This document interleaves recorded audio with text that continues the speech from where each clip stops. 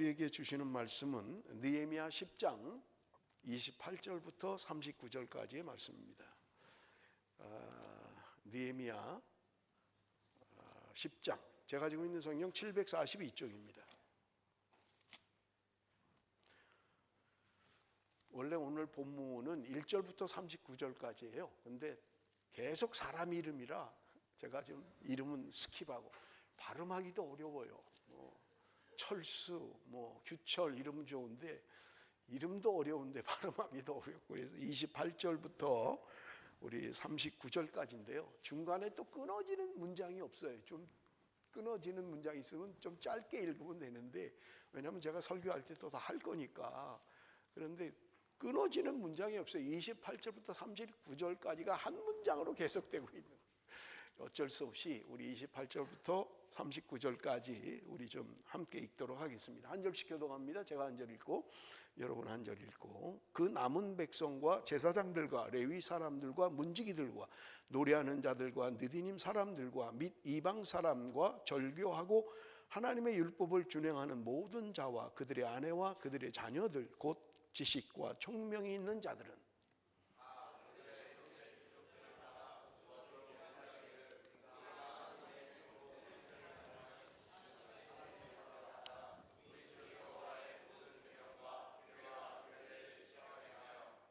우리의 딸들을 이 땅 백성에게 주지 아니하고 우리의 아들들을 위하여 그들의 딸들을 데려오지 아니하며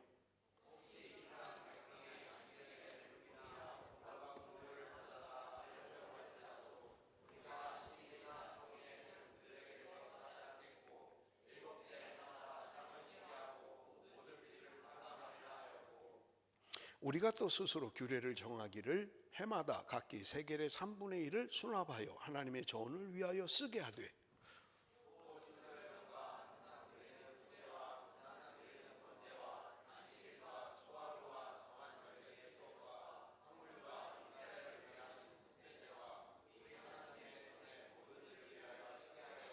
또 우리 제사장들과 레위 사람들과 백성들이 제비 뽑아 각기 종족대로 해마다 정한 시기에 나무를 우리 하나님의 전에 바쳐 율법에 기록한 대로 우리 하나님 여호와의 제단에 사르게 하였고,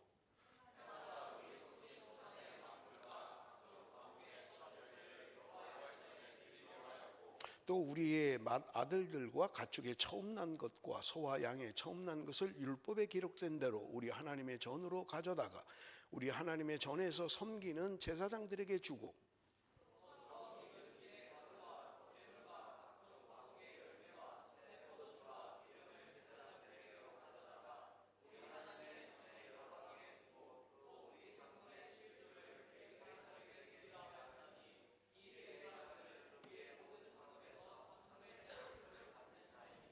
레위 사람들이 11조를 받을 때에는 아론의 자손 제사장 한 사람이 함께 있을 것이요, 레위 사람들은 그 11조의 10분의 1을 가져다가 우리 하나님의 전 곳간에 여러 방에 두되,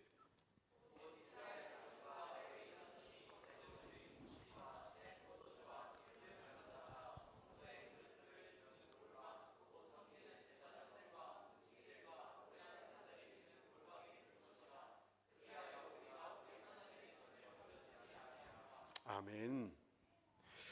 여러분, 그 느헤미야를 여러분 몇 주 동안 묵상을 했는데, 사실은 어제 느헤미야가 끝났어요.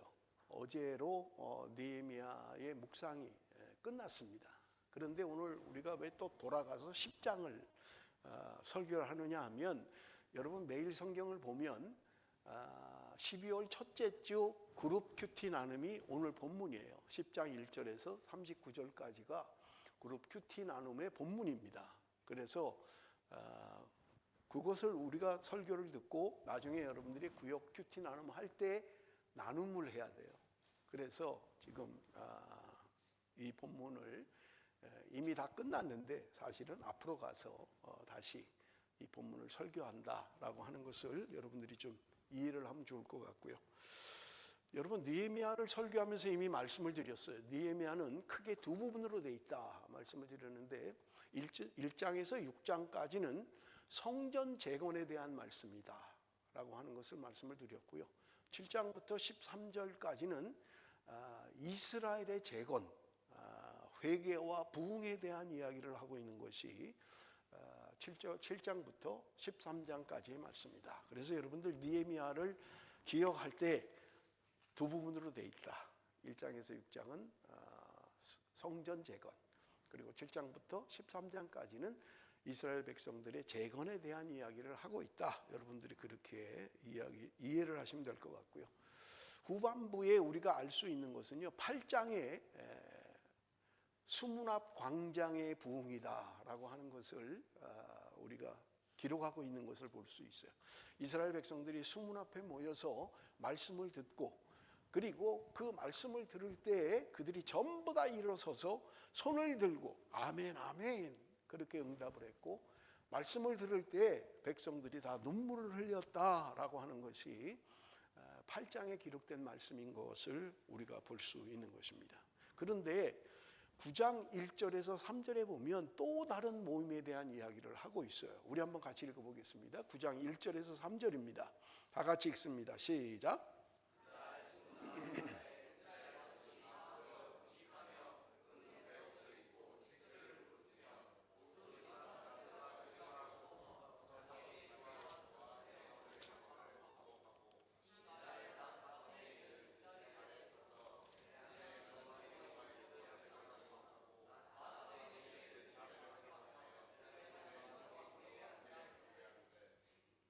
여러분, 우리가 수문 앞 광장의 부흥, 말씀의 부흥이라고 하는 것을 우리가 함께 나눌 때 이스라엘 백성들이 아침부터 새벽부터 정오까지 모두 다 서서 하나님의 말씀을 들었다 그랬잖아요. 그러면 새벽부터 정오까지면 적어도 6시간을 하나님의 말씀을 들었다는 거예요. 그런데 여기 오늘 본문 9장에 보면 또 다른 모임을 이야기하고 있는 것을 우리가 볼 수 있어요. 그달 29날에 여러분, 이스라엘 백성들이 모여서 수문 앞 광장에 부흥을 하고 그들이 깨달았던 게 뭐냐면 우리가 말씀대로 행하지 않았구나. 그래서 초막절을 다시 지켜야 되겠다 하는 거였어요. 그래서 이스라엘 백성들이 초막절을 지켰던 거예요. 여러분, 제가 설교하면서 이스라엘 백성들에게 있어서 7월이라고 하는 달은 굉장히 종교 행사가 많은 달이에요. 그러니까 7월 달에 뭐가 많아요.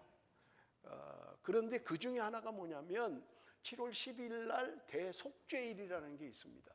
그리고 7월 15일부터 21일까지는 초막절을 지키는 날이에요. 그러니까 7월 달에 물론 7월 1일 날 나팔절도 있어요. 그러니까 7월 달에 무슨 행사가 많은 거예요, 이스라엘 백성들은.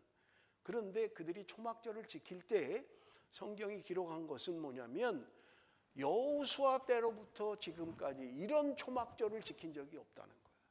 그러니까 그들이 은혜를 받고 말씀의 은혜를 받고 그들이 변화가 되고 그리고 나서 절기를 지키는데 아마 굉장히 은혜스러운 그런 절기였던 것 같아요. 많은 사람들이 은혜를 받은 거예요. 그래서 어느 때보다 이렇게 성대하게 치러진 초막절이 없다 할 정도로 그들은 은혜를 받았던 것을 우리가 볼 수 있어요. 그런데 초막절이 끝났어요, 이제 절기가. 그런데 여기 오늘 본문에 보면 9장 읽을 때 29날에 다시 모였다는 거예요. 3일 후에 그들이 다시 모인 거예요, 또. 그런데 이것은요, 강제 규정이 아니었어요. 절기니까 모여라 그렇게 한 게 아니에요. 자기들 스스로 모였던 거예요. 자기들 스스로 모여서 지금 집회를 하는데 여기 오늘 본문에 보면 1절에 금식하며 굵은 베옷을 입고 티끌을 무릅쓰며, 이것은 회개의 상징이에요. 티끌을 무릅쓰고 옷을 찢고 금식을 하며 하나님 앞에 회개했다는 말입니다. 그런데 2절에 보면 모든 이방 사람들과 절교하고 서서 자기의 죄와 조상들의 허물을 자복하고, 지금 이방 사람들과 교제하던 거 또는 뭐 결혼을 했던 이런 관계들을 다 끊었다는 거예요. 다 끊어버리고 말았다는 거예요. 절교하고 자기의 죄와 조상들의 죄를 회개했다고 이야기하는데요. 3절에 보니까 어떻게 했느냐, 낮 4분의 1은 그 제자리에 서서 그들이 하나님 여호와의 율법책을 낭독하고 낮 3분의 1을 꼬박 서서 말씀을 들었다는 거예요. 그리고 나면 낮 4분의 1은 죄를 자복하고 하나님 앞에 예배했다. 그러니까 낮이라고 하면 여러분 낮이라고 하는 시간이 뭐 12시간이라면 낮 4분의 1, 3시간 동안 그들은 꼬박 서서 말씀을 들었다는 거예요. 말씀을 듣고 나서 나머지 또 3시간 동안 그들은 하나님 앞에 죄를 회개하고 하나님 앞에 예배했다라고 이야기하는 거예요. 그러니까 여러분, 우리 예배 시간 길다고 자꾸 하지 마세요. 우리 오늘 목사님 또 설교가 왜 이렇게 기셔? 좀 빨리 끝내고 밥이나 먹었으면 좋겠는데 이러지 말라는 거예요. 3시간씩 서서 한번 설교를 들어보실래요?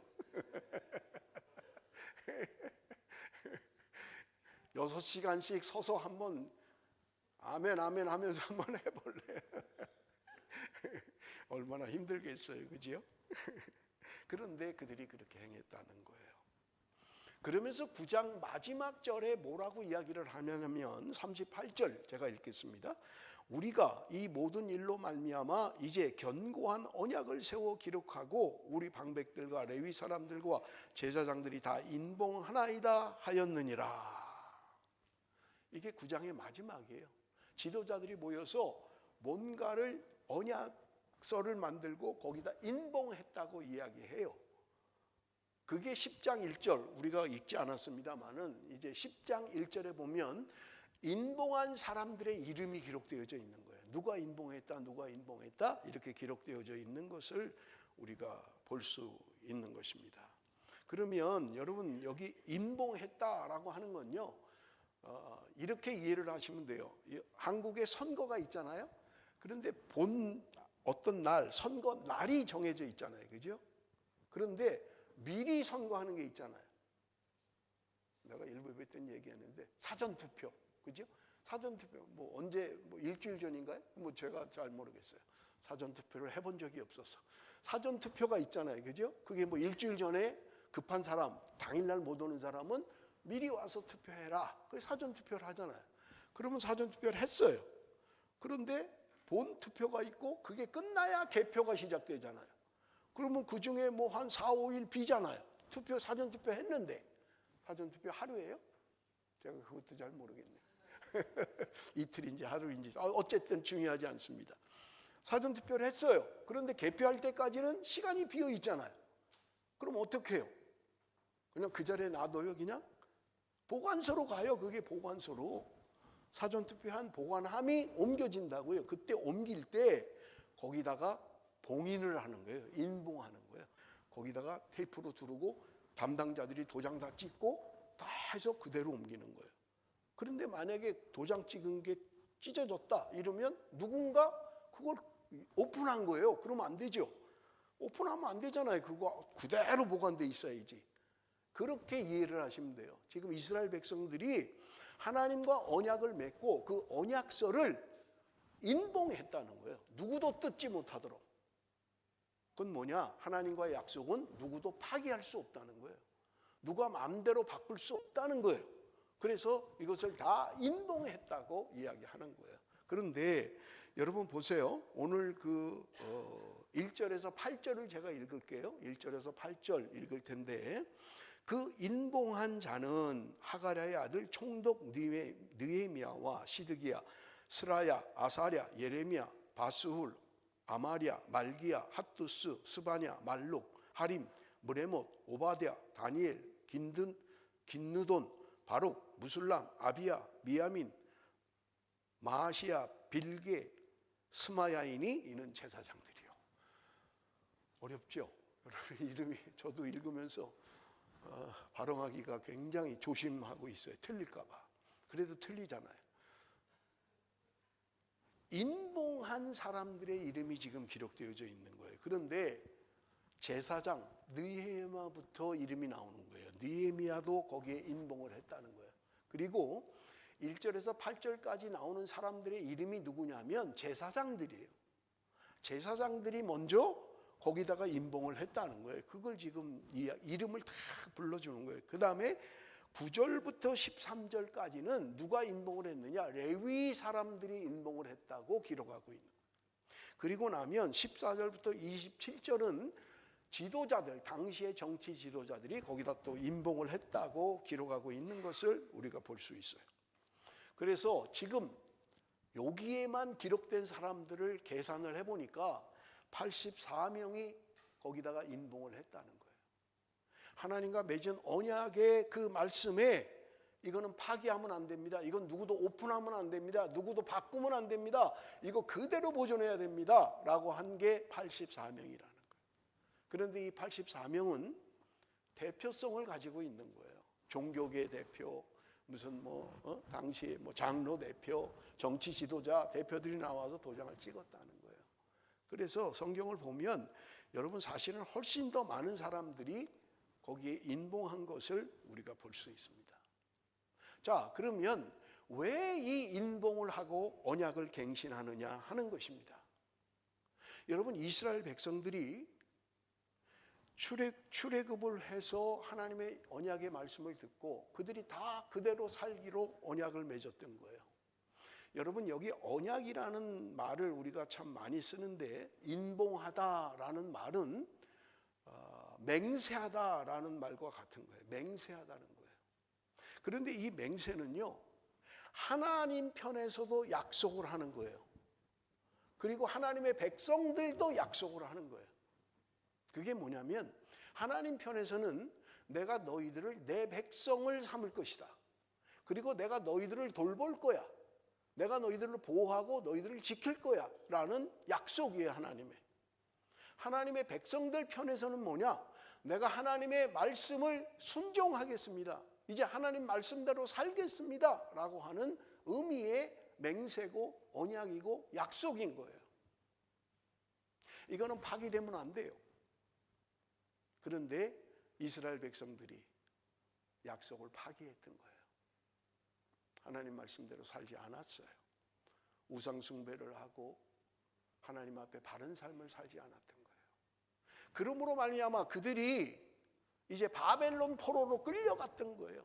70년 동안 그들이 바벨론의 포로 생활을 했던 거예요. 70년이 지나자 예레미야가 예언한 것처럼 그들은 다시 예루살렘으로 복귀했던 거예요. 그러니 그들이 제일 먼저 생각했던 게 뭐냐? 우리 언약을 다시 지켜야 된다. 하나님과의 언약을 안 지켰기 때문에 우리가 어려웠던 거 아니냐? 군사력이 부족해서도 아니고 우리 능력이 없어서가 아니라 하나님의 약속의 말씀을 지키지 않음으로 말미암아 우리가 어려움을 겪었으니 우리는 다시 언약을 갱신해야 된다. 우리가 하나님의 말씀대로 살기로, 하나님의 말씀에 순종하기로 언약을 맺어야 된다. 그래서 언약의 갱신을 지금 하고 있는 것을 우리는 볼 수 있는 것입니다. 여러분, 여기 기록된 이름들, 물론 이 사람들은 대표예요. 이 사람들만 했나? 아니에요. 이 사람들은 대표로 한 거예요.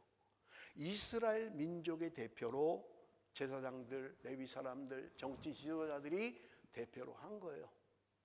모든 백성들이 이제 우리가 하나님의 말씀대로 살겠습니다. 순종하겠습니다. 라는 약속을 했던 것을 우리는 볼 수 있는 것입니다. 그러니 그 사람들의 이름 한 사람 한 사람이 얼마나 중요하겠어요. 기분대로 하지 않았을 거 아니에요. 거기 도장 찍는 게 그래 하지 뭐. 그렇게 한 게 아니에요. 나는 이제부터 말씀에 순종하겠습니다. 어떤 환경이 와도 어떤 어려움이 와도 나는 말씀대로 순종하겠습니다 라는 서약이고 맹세라는 말입니다. 그러니 여러분, 여기에 이름에 기록된 사람이 얼마나 중요합니까? 제가 일부 예배 때도 말씀을 드렸는데 2025년이요 우리 12월 첫 주예요. 지금 이제 12월이 한 달도 남지 않았어요. 24일 남았어요. 이제 우리 2025년이. 내가 2025년 새해에 결심한 것들이 없습니까? 내가 올해는 반드시 성경 일독하겠습니다. 내가 시간을 정해서 기도하겠습니다. 내가 전도하겠습니다. 약속한 게 없나요? 그런데 지금 한 해가 마무리되면서 나는 하나님 앞에 약속한 것을 얼마나 지켰느냐 하는 거예요.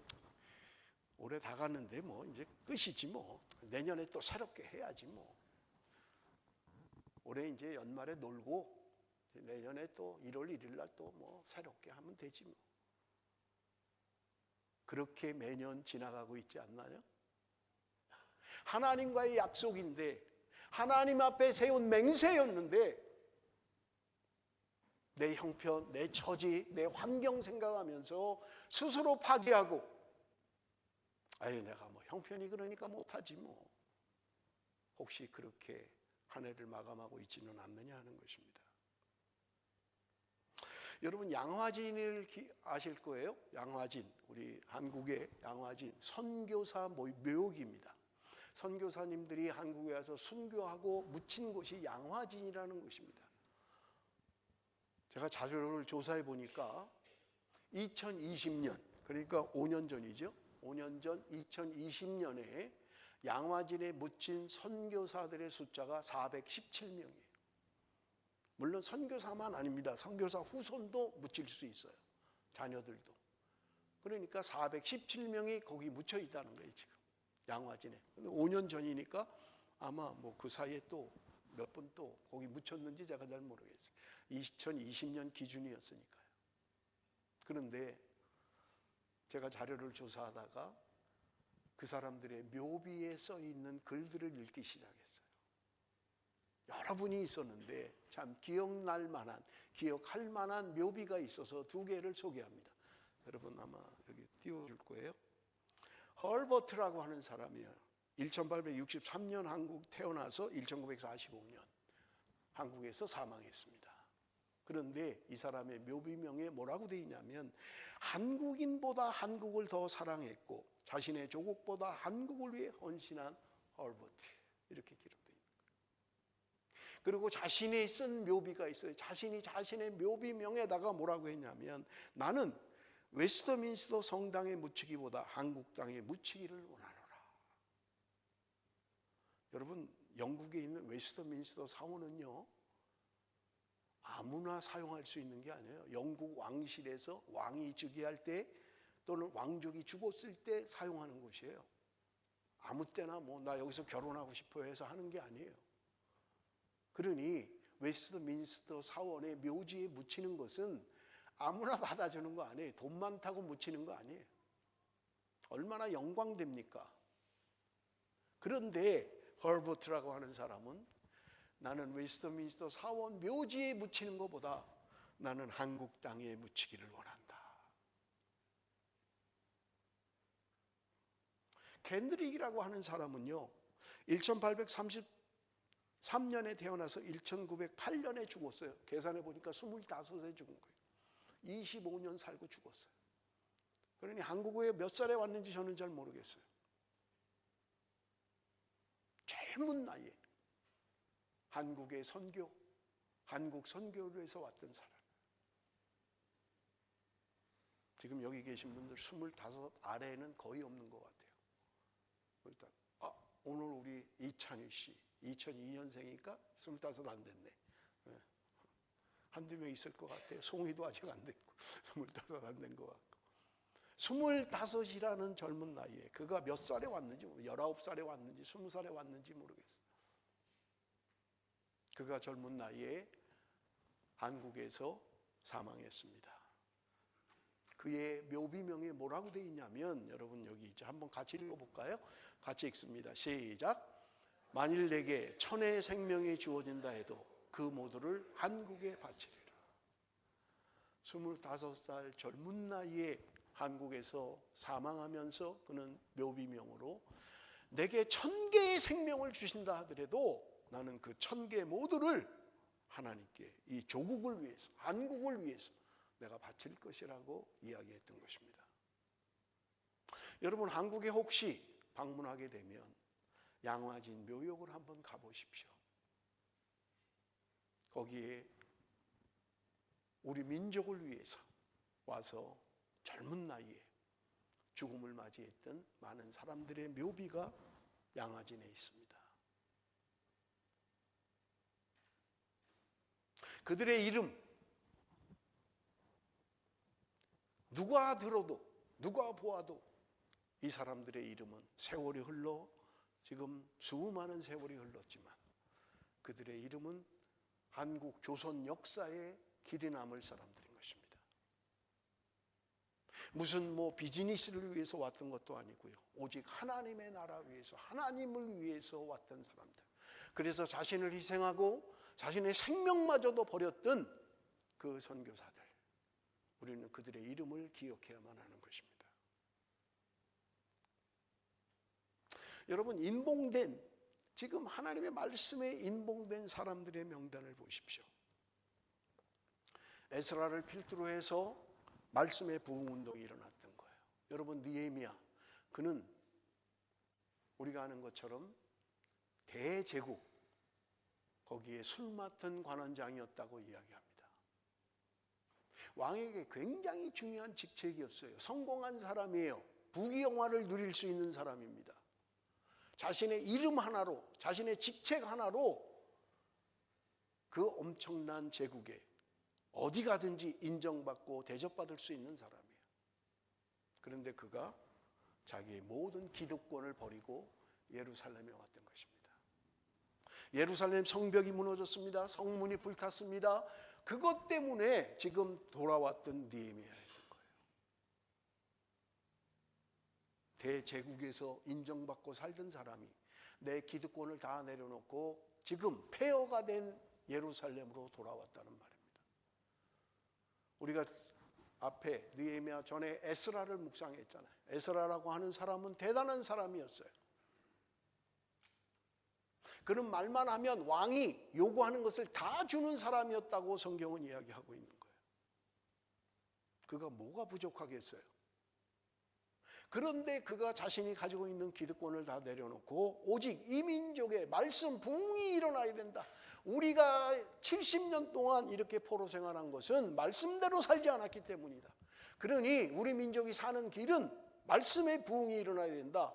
그래서 그는 모든 기득권을 포기하고 예루살렘으로 돌아왔던 사람인 것입니다. 수므압 광장에 말씀의 부흥운동, 영적 부흥운동을 주도했던 사람이 에스라였던 것을 우리가 볼 수 있어요. 에스라와 느헤미야는 동시대에, 같은 시대에 예루살렘에 쓰임받았던 사람인 것을 우리는 볼 수 있는 것입니다.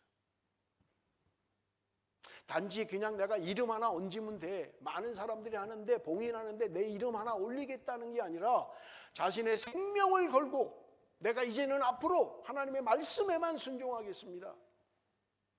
내가 이것을 맹세합니다 하는 사람들이 거기 인봉하고 이름을 썼다는 거예요.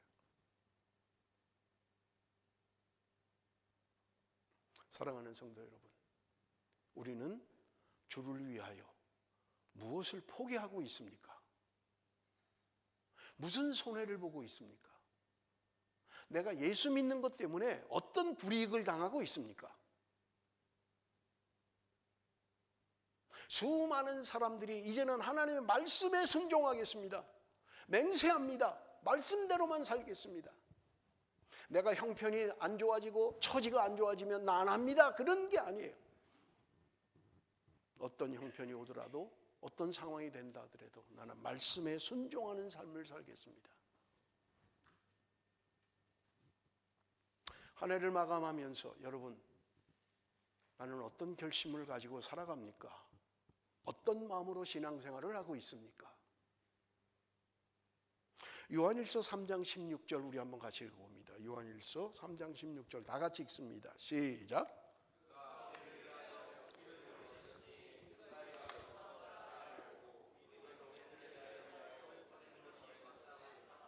주님이 우리를 위하여 목숨을 바치셨다. 우리를 위하여 생명을 바치셨다.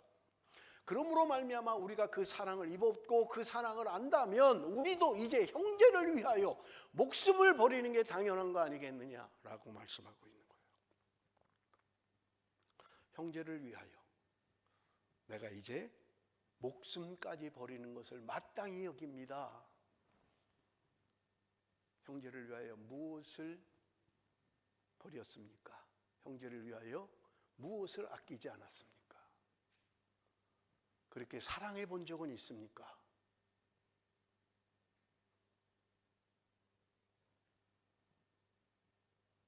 생명을 우리를 위하여 주신 분이에요.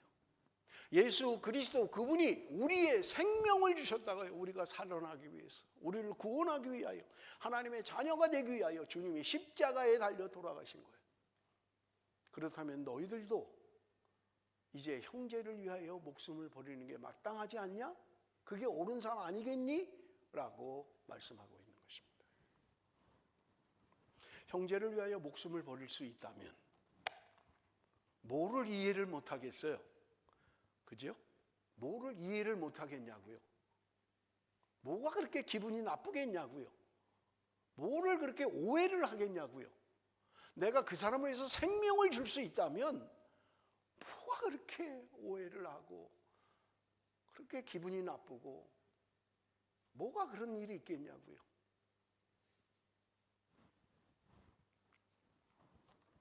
어제 저는 장례식에 참여를 했습니다. 우리 교회 전도사를 했던 허민 목사의 사모, 정은희 사모 장례식에 참여를 했어요. 51살이에요. 51살. 그 젊은 나이에 전혀 예고되지 않은 운동 간다고 파괴해서 뛰다가 쓰러져 버린 거예요. 그리고 그대로 병원에 갔는데 회생을 못한 거예요. 누군들 알겠습니까? 여러분은 여러분의 인생을, 여러분의 삶을 예측할 수 있습니까? 누구도 예측을 못하는 거예요. 우리의 삶이라고 하는 것은요, 예측 못해요. 그래서 말이 있잖아요. 올 때는 순서가 있는데 갈 때는 순서가 없다는 거예요. 젊어서도 죽고요. 젊어서도 어려움을 겪는 거예요. 오늘 우리가 죽음 앞에 언젠가 나도 모르게 닥칠 그 생명이 끊어지는 그 순간, 여러분은 하나님 앞에 어떤 모습으로 설 것 같습니까? 주님의 심판 앞에 주님이 뭐라고 나에게 말씀하실 것 같습니까?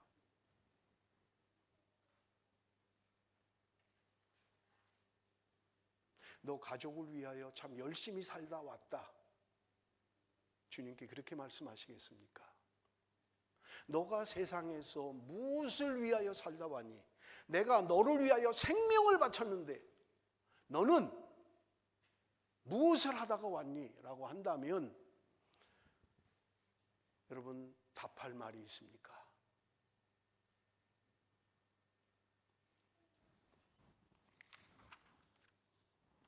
여러분 이스라엘 백성들은 하나님과 언약을 맺었습니다. 그런데 어떤 언약을 맺은 거예요 도대체? 신명기 29장 12절 13절 우리 한번 같이 읽어봅니다. 신명기 29장 12절 13절 다 같이 시작.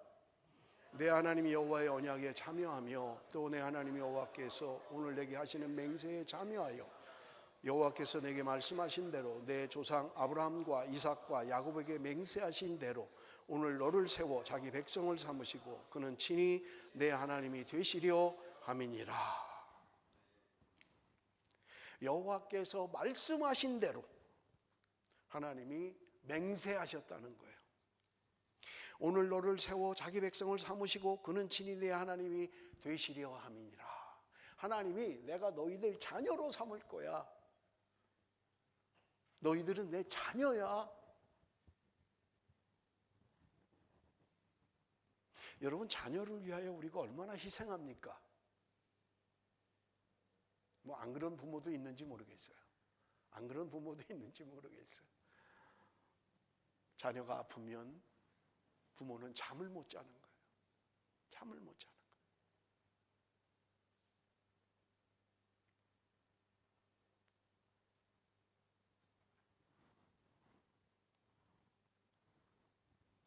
하나님 앞에 하나님이 우리를 위하여 맹세하시는 거예요. 내가 너희들 자녀 삼을 거야. 내가 너희들 지켜줄 거야.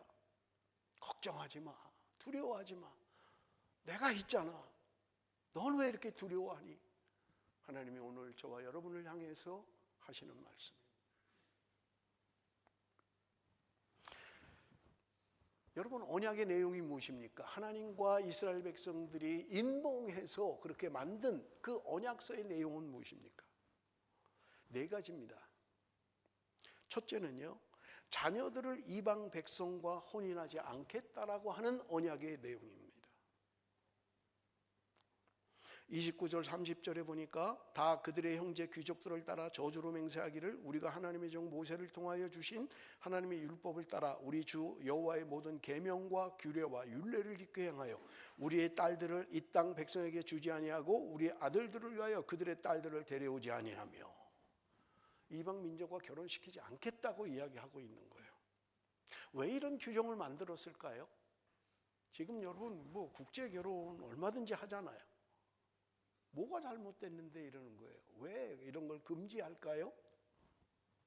여러분, 성경의 역사를 보면 알 수 있습니다. 솔로몬이라고 하는 사람은 그가 처음에 하나님 앞에 얼마나 잘했습니까? 1000번제를 드리며 하나님이 너 원하는 거 다 주겠다라고 할 때도 하나님 나 그냥 지혜만 좀 주십시오. 그런데 그가 노년에 수많은 이방 여자들을 아내로 맞이하면서 그들이 가지고 온 이방 신을 섬기게 되었다는 사실을 여러분 우리는 기억해야 됩니다. 그리고 결국은 솔로몬이 나라를 깨버리고 마는 거예요. 솔로몬 이후에 이스라엘은 남과 북으로 나뉘어지게 되는 것입니다.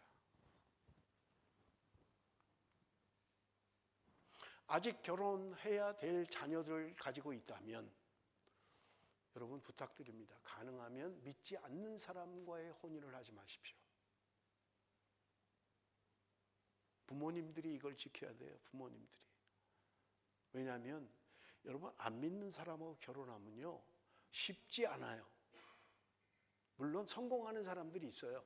안 믿는 남편과 결혼해서 성공적으로 남편도 예수 믿고 아름다운 가정을 꾸미는 경우도 있습니다.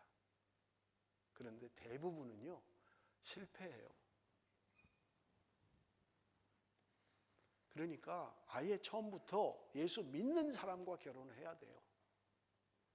나는 성공했는데, 물론 우리 교회 그런 분들이 있어요. 성공적으로 지금도 같이 앉아 계신 분들이 있잖아요. 그거를 샘플로 자꾸 하면 안 돼요. 믿는 사람과 해. 안 믿는 사람하고 하면 힘들어. 저는 너무 많이 봐가지고요. 안 믿는 사람하고 해서 그 사람이 예수 믿기까지 그 눈물과 그 희생과 그 헌신이 없이는 불가능한 거예요. 불가능해요. 그러니 우리 청년들도 지금부터 나 결혼은 믿는 사람과 하겠다. 다짐을 하셔야 돼요. 아이 나는 뭐 얼마든지 할 수 있어. 다 그렇게 생각해요. 실패하는 90%가 다 그렇게 생각한다고요. 그러니까 쉽지 않아요. 여러분 아내를 설득하는 게 쉬운 것 같아요? 선배로서 얘기합니다. 상당히 힘듭니다. 아내를 설득하는 게 쉬워요? 김대춘 집사님? 쳐봐요. 아니래잖아요. 쉽지 않아. 결혼한 사람 이상열 집사님 쉬워요? 예? 에휴 그냥 내가 틀어주고 말지 그냥 아유 그게 가정 평화지 뭐. 이상열 집사님도 말해. 저도 그래요. 저도 아유 때로는 속 뒤집어지는데 우기면 참 열불나는데 아유 그래 가정을 위해서 그래 당신이 오라 당신이 맞아 당신이 맞아. 안식일과 안식년을 구별하겠다는 거예요. 31절 우리 한번 다 같이 읽어봅니다. 31절 다 같이 시작.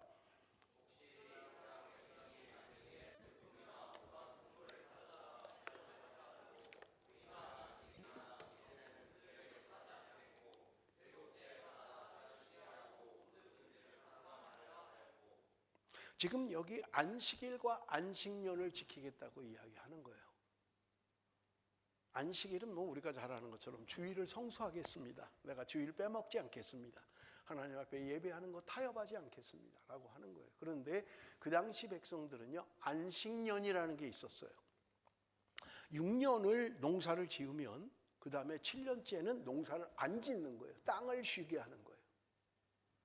그런데 이것이 여러분, 우리가 매년 추수를 하는 것보다 1년을 쉬면 수확이 더 많이 난다는 거예요.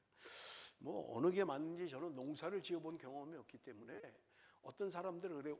유기농으로 농사를 지을 경우에 4년마다 한 번씩 쉬는 게 소출이 좋아진다는 거예요. 그러니까 4년 농사를 짓고 1년 쉰다는 거예요. 그러면 수확이 훨씬 더 많아진다는 거예요. 그런데 성경적 원리는 뭐냐? 6년을 농사 짓고 7년째를 쉬게 하라는 거예요. 그러면 훨씬 더 소출이 좋아진다는 거예요.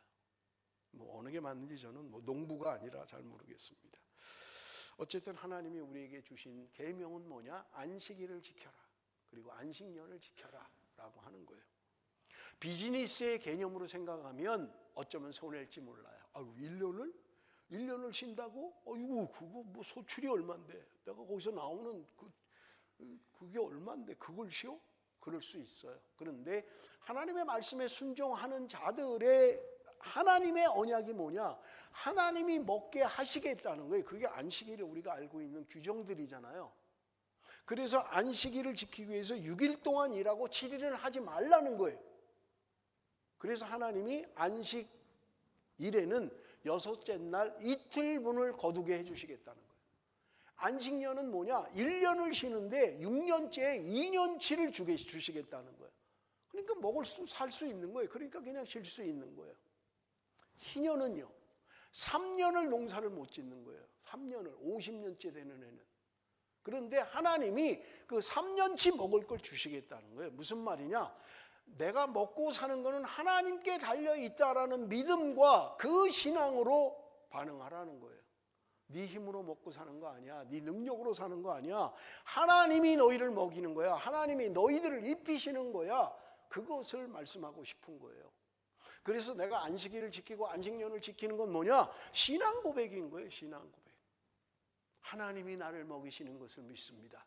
하나님이 나를 보호하시는 것을 믿습니다. 하나님이 나를 책임져 지시는 걸 내가 믿습니다. 라는 신앙 고백이에요. 그래서 믿음으로 하지 않으면 못하는 거예요. 못하는 거예요. 세 번째는요, 성전과 제사를 위한 일에 헌금과 헌물을 드리라고 이야기합니다. 32절에서 34절 제가 읽겠습니다. 우리가 또 스스로 규례를 정하기를 해마다 각기 세겔의 3분의 1을 수납하여 하나님의 전을 위하여 쓰게 하되, 곧 진설병과 항상 드리는 소제와 항상 드리는 번제와 안식일과 초하루와 정한 절기에 쓸 것과 성물과 이스라엘을 위하는 속죄제와 우리 하나님의 전의 모든 일을 위하여 쓰게 하였고, 또 우리 제사장들과 레위 사람들과 백성들이 제비 뽑아 각기 종족대로 해마다 정한 시기에 나무를 우리 하나님의 전에 바쳐 율법에 기록한 대로 우리 하나님 여호와의 제단에 사르게 하였고. 저는 말씀을 준비하다가 웃었어요. 웃음이 나왔어요. 그건 뭐냐면 34절에 해마다 정한 시기에 나무를 우리 하나님의 전에 바치라는 거예요. 나무를 바치라는 거예요. 그래서 내가 웃었어요. 아니, 무슨 나무를 바치래? 이런 것까지 뭘 다 성경에 기록을 하고 있지? 라는 생각이에요. 여러분, 지금은 우리가 잘 이해를 못해요. 불 피우는 거요? 가스레인지 탁 키면 저절로 불이 나오잖아요. 전기 스위치만 누르면 전기가 불이 오잖아요. 그러니 우리한테는 안 맞는 말씀이에요. 그런데 그 당시라고 생각을 해보세요. 가스가 있습니까? 전기가 있습니까? 그런데 하나님 앞에 번제를 태워서 제물을 드려야 돼요. 번제단에 불을 끄지 말라는 거예요.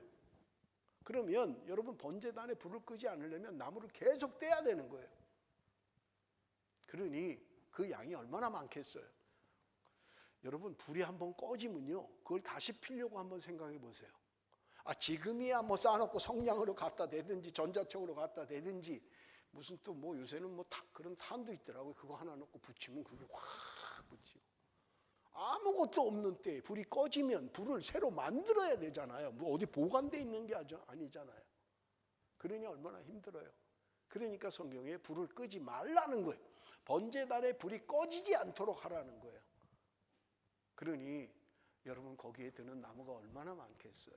번제단이요, 6m예요. 굉장히 커요. 그러니 거기에 불을 계속 떼려면 얼마나 나무가 많이 들겠냐고요. 그러니까 나무를 정한 순서에 따라서 공급하라는 거예요. 그러면 아침에 제사장이 일어나서 가서 불을 피우는 거예요. 불이 살아있으니까 거기다 나무를 붙이고 불을 피우라는 거예요. 재밌잖아요. 그죠? 나무까지 무슨 다 공급하라고 하나. 그런데 레위기 6장 12절 우리 한번 같이 읽어봅니다. 레위기 6장 12절 다 같이 시작.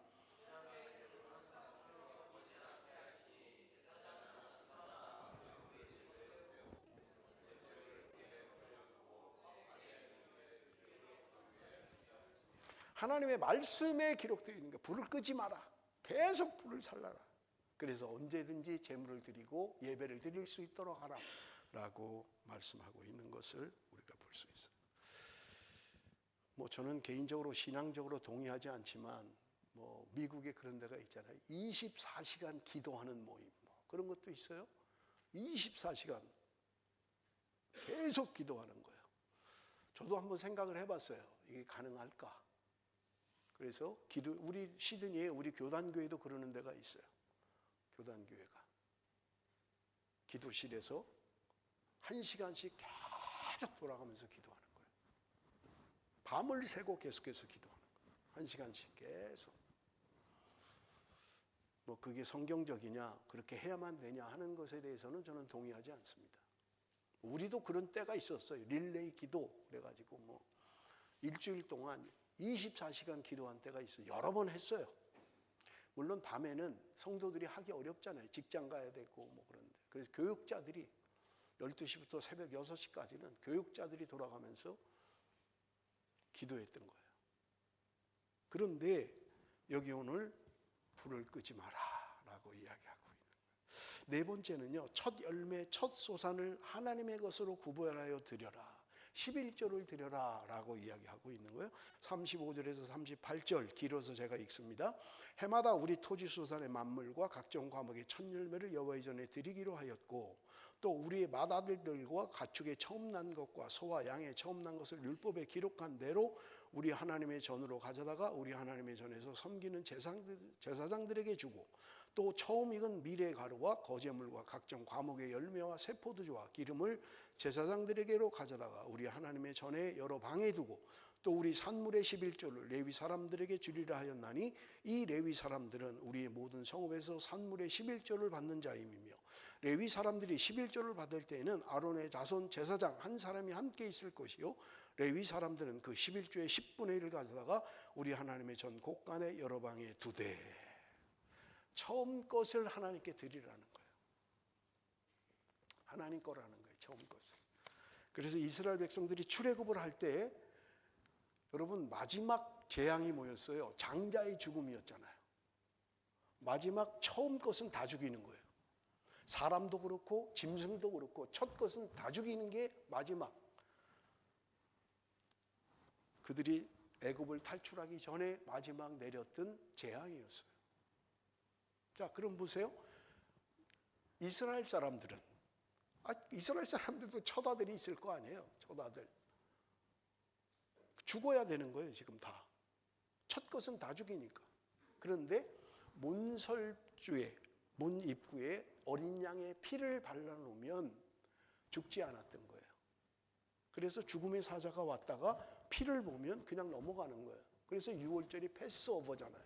패스오버. 그냥 지나가는 거예요.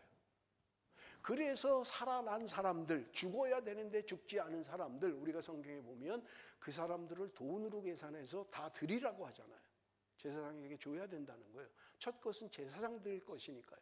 그래서 돈으로 환산해서 그들을 주었던 것을 성경은 기록하고 있는 것입니다. 첫 번째 것이 하나님의 것이라는 거예요. 내가 열심히 일했어요.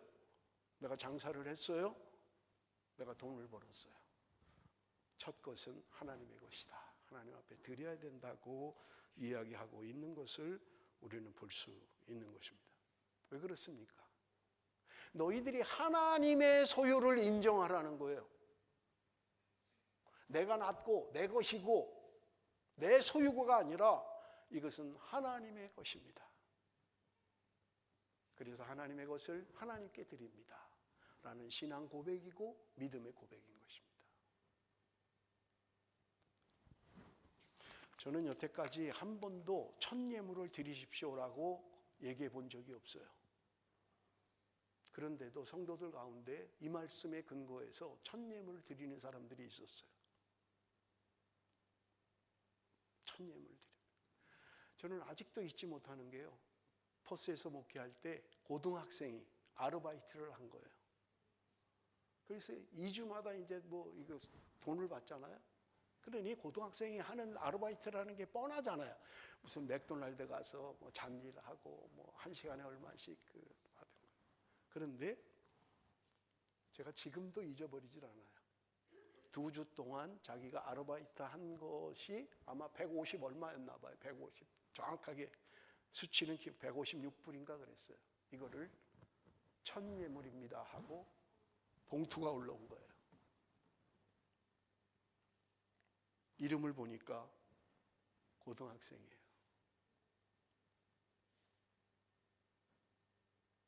얼마나 하고 싶은 게 많겠어요, 고등학생이.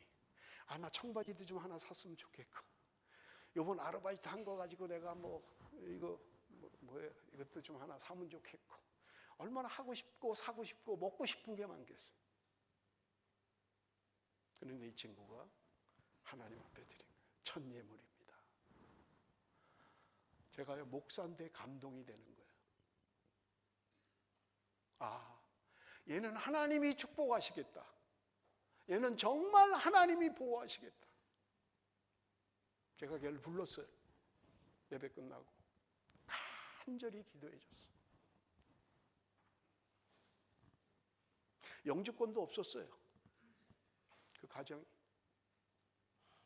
나중에 간호학을 공부하고 퍼스의 큰 병원의 간호사가 됐고 영주권을 받았고 지금 결혼해서 신앙생활 잘하고 있다는 이야기를 들었습니다. 하나님 앞에 드리는 건 누군들 아깝지 않겠습니까? 내가 이거면 뭣도 할 수 있을 건데, 뭣도 할 수 있을 건데.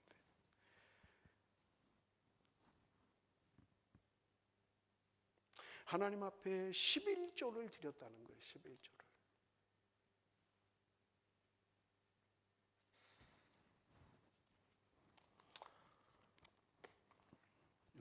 목사님이 요새 돈 얘기를 참 자주 하시네. 그러신 분들이 있을 거예요. 여러분들이 부정적으로 자꾸 말하지 마세요. 아, 뭔가 하나님이 나를 깨닫게 하시려고 자꾸 본문이 이런 거네. 이렇게 받아들이면 좋은데 요새 뭐 교회가 돈이 없나, 목사가 왜 이렇게 자꾸 돈 얘기를 하고 11조 해라 11조 해라 그러고 뭐 집사도 안 세운다 그러고 뭐 겁을 주나 뭐 돈 가지고 부정적인 마음을 품지 마세요. 말씀이 자꾸 들려질 때는 나에게 사인이에요. 똑바로 살아라, 똑바로 해라, 지금부터 바로 해라. 하나님이 사인을 자꾸 주시는 거예요. 여러분, 우리가 주의를 할 때마다 여러분 유혹이 있을 거예요. 유혹이. 그러나 여러분, 신앙이라고 하는 것은 오늘 우리가 말씀한 것처럼 말씀에 순종하는 거예요. 말씀이라면 내가 순종하겠습니다. 내 생각이나 내 뜻이나 내 판단이 아니라 하나님의 말씀이라면 제가 순종하겠습니다 하는 것이 중요하다는 말입니다. 그들이 이렇게 하나님과의 언약을 맺었던 거예요. 그런데 그 결론이 뭐냐? 여러분 39절 하반절에 보면 우리가 우리 하나님의 전을 버려두지 아니하겠습니다 라는 거예요. 하나님의 전을 버려두지 않겠다는 거예요. 아니 뭐 누가 하나님의 전을 버렸나? 여러분 말씀드렸잖아요. 하나님의 성전 재건이 이미 스룹바벨 때 이루어졌어요. 그리고 지금 70년이 지나서 사실은 뭐 70년도 더 됐죠. 느헤미야가 돌아온 것은 에스라가 58년에 돌아왔고 느헤미야는 13년 후에 돌아온 거예요. 그러니까 60년 정도 지나서 70년 정도 지나서 돌아왔던 거예요. 그런데 그때 이미 성전은 70년 전에 세워졌어요. 그런데 성벽이 무너지고 성문이 회파돼서 느헤미야가 돌아와서 성벽을 쌓고 성문을 만들었던 거예요. 그런데 여러분 지금 성경이 말하는 건 뭐예요? 우리가 우리 하나님의 전을 버려두지 않겠다는 거예요. 그 말은 지금 하나님의 성전을 제대로 관리 안 했다는 거예요. 그러니까 그들이 결심하고 언약을 맺기를 우리가 하나님의 성전을 버려두지 않겠습니다 라고 이야기하고 있는 거예요. 그럼 그동안은 뭐 하고요? 그동안은 왜 성전에 관심이 없었던 거예요? 왜 성전을 우리가 버리지 않겠습니다 라고 언약을 맺을 정도로 그들은 왜 성전에 대해서 무관심했느냐 하는 것입니다. 결론입니다. 은혜를 받고 성령의 사람이 되면 하나님의 성전을 내가 지켜야 되겠다는 마음이 생기는 거예요. 그게 보이는 거예요. 그런데 내가 하나님을 떠나고 말씀을 떠나면 보이지 않는 거예요. 교회가 어떻게 되든가 말든가 그건 뭐 나하고 상관없고 그건 목사가 알아서 할 일이고 나는 그냥 내 뜻대로 내 생각대로 살지. 여러분, 이것은 바른 생각이 아니에요. 내가 은혜가 떨어지면, 성령이 역사하지 않으면 관심이 없어지는 거예요. 관심이. 여러분, 예수님이 우리를 위해서 십자가에 달려 돌아가시고 승천하시고 관심이 뭘 것 같아요? 지금 이 시대에 예수님이 돌아가시고 무엇에 관심을 가지실 것 같냐고요? 교회입니다. 그래서 성경은 이야기하기를 교회는 그리스도의 몸이라고 이야기하는 거예요. 그렇다면 여러분, 내가 교회를 위해서 하는 것은 목사를 위해서 하는 게 아니라 주님의 몸을 세우는 거고 주님의 몸을 위하여 희생하고 헌신하는 거예요. 근데 우리는 자꾸 착각하는 거예요. 교회가 사람의 교회라고 자꾸 생각하는 거예요. 아니에요. 어디 교회가 사람의 교회라고 이야기하고 있습니까? 교회는 주님의 몸이에요. 주님의 몸이라고요. 주님의 몸을 위하여 내가 헌신하고 봉사하고 하는 것들이 의무입니까? 하기 싫은데 뭐 주보에 자꾸 뭐 청소해라 뭐 해라 하니까 억지로 하는 겁니까? 여러분, 내가 봉사하고 헌신하면서 내가 주의 일을 위하여 주의 몸을 위하여 한다라고 생각하십시오. 아유, 내가 또 돌아왔네. 아유, 참 자주도 돌아온다. 이놈의 순보는 자주도 돌아온다. 그렇게 생각하지 마시고 감사합니다 주님. 나 같은 것을 이렇게 자꾸 써주시니 감사합니다. 이런 마음을 가지세요.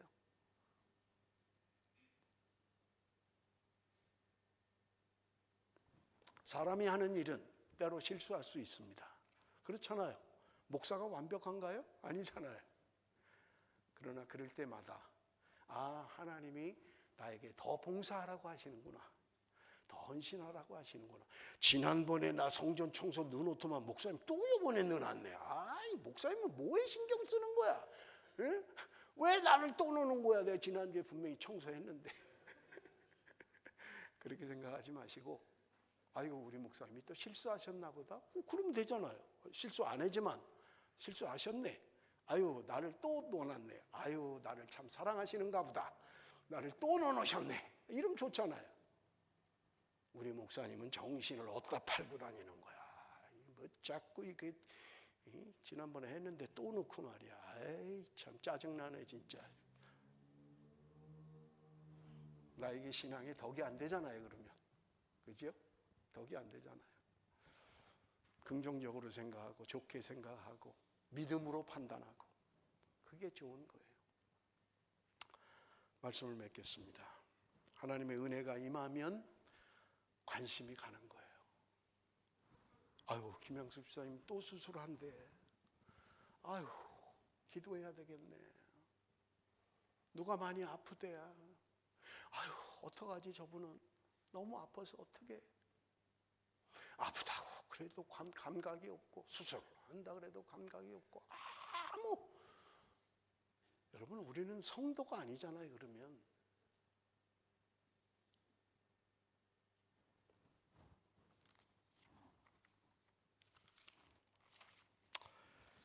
말씀을 마치겠습니다. 하나님께서 오늘도 우리에게 언약을 맺기를 원하시는데 그것은 맹세입니다. 내가 해야 할 일을 여러분, 환경과 처지와 형편을 자꾸 생각하지 마세요. 내가 해야 할 것은 말씀이라면 해야 되겠다 생각을 하십시오. 그것이 하나님이 원하시는 것입니다. 오늘도 하나님 우리를 통하여 교회를 세워가기를 원하시고 교회를 통하여 영광받기를 원하십니다. 우리